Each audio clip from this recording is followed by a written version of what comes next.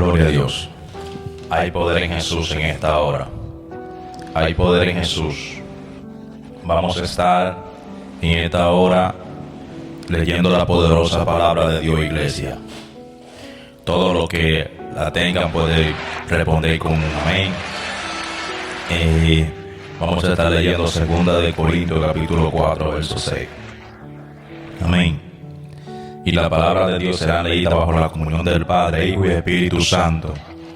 Dice así: pero si vuestro evangelio está aún encubierto, entre los que se pierden está encubierto, en los cuales el Dios de este siglo cegó el entendimiento de los incrédulos, para que no les resplandezca la luz del evangelio de la gloria de Cristo, el cual es la imagen de Dios, porque no nos predicamos a nosotros mismos, sino a Jesucristo como Señor, y a nosotros como vuestro siervo, por amor de Jesús, porque Dios que mandó que de la tiniebla resplandeciese a la luz, es el que resplandeció en nuestros corazones para iluminación del conocimiento de la gloria de Dios en la faz de Jesucristo.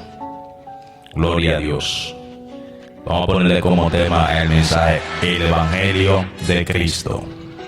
Hay poder en Jesús en esta hora. Recordemos que el Evangelio es algo puro. El Evangelio es algo que Dios nos dejó a la humanidad como una bendición. Incluso su nombre lo descifra.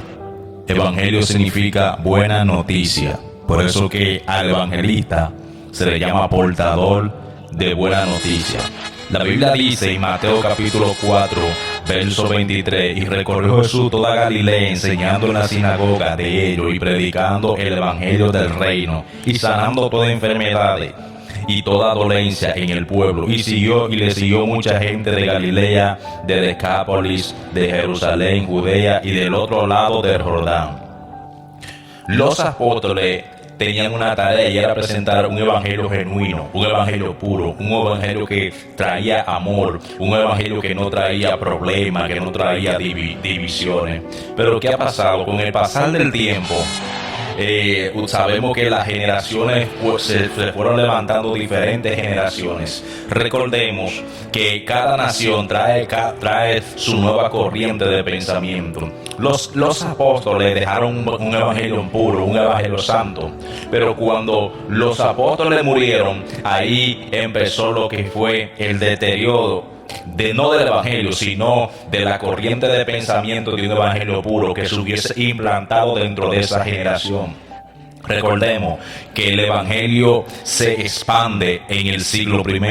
Ya para el siglo III, ya todo estaba bien cambiado. Incluso en el año 350 se levanta un hombre llamado Constantino, y él ve que todas las naciones tienen un Dios a quien le sirve, pero en la nación de Israel, que estaba ligado con los romanos para ese tiempo, habían diferentes dioses. Los romanos tenían unos, Israel tenía, claro, el Dios verdadero. Pero este hombre dice: bueno, vamos a tener que juntar y poner un solo Dios. Pero este hombre tenía más interés político que otra cosa. Pero como Dios es un Dios sabio, y la Biblia dice que a los sabios Él lo agarra en su astucia, Dios tomó la decisión que tomó este hombre para entonces expandir nuevamente el evangelio. Y dice la historia que este hombre dijo que lo principal que se iba a adorar era el Dios de los ejércitos, porque él quería ganarse el respeto y quería ganarse el beneficio que le podía dar que los judíos estuvieran de acuerdo con la corriente de pensamiento de él. Alabado sea el poder de Dios. Dice la palabra del Señor en el libro de los Hechos, capítulo 13, 45. La gente rechaza el mensaje de Pablo en Gálatas. Por ejemplo, Pablo dice: no hay otro evangelio diferente. Si alguien anuncia un evangelio diferente, sea anatema.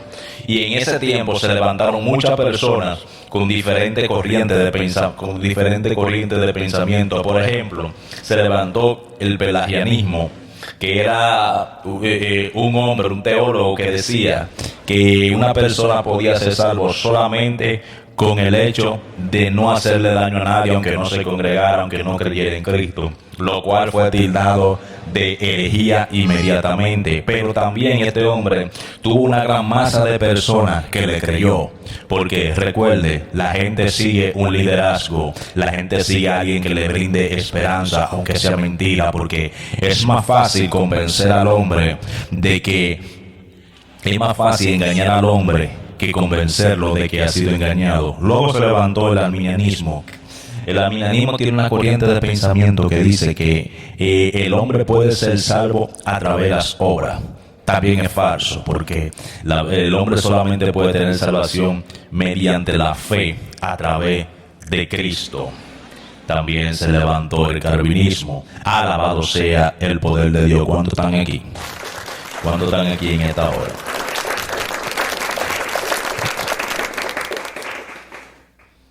Gloria a Dios. Así que le estoy dando este pequeño resumen de lo que es el Evangelio para que puedan entender,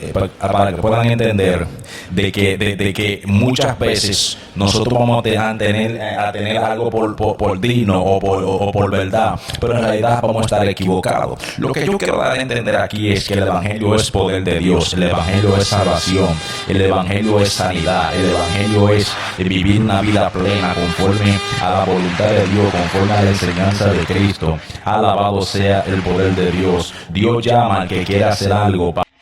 No te va a llamar a predicar, sino que te va a llamar a predicar al que ya está predicando. Sino que va a llamar al que ya está predicando.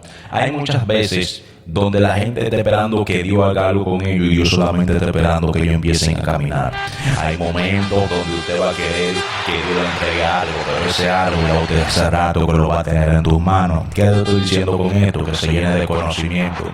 La Biblia dice, el pueblo de Israel pereció porque le faltó conocimiento. ¿Pero de qué conocimiento estaba hablando? ¿De letra? No estaba hablando de letra, porque letra tenían los judíos demás, tenían la Torá, tenían la Taná completa.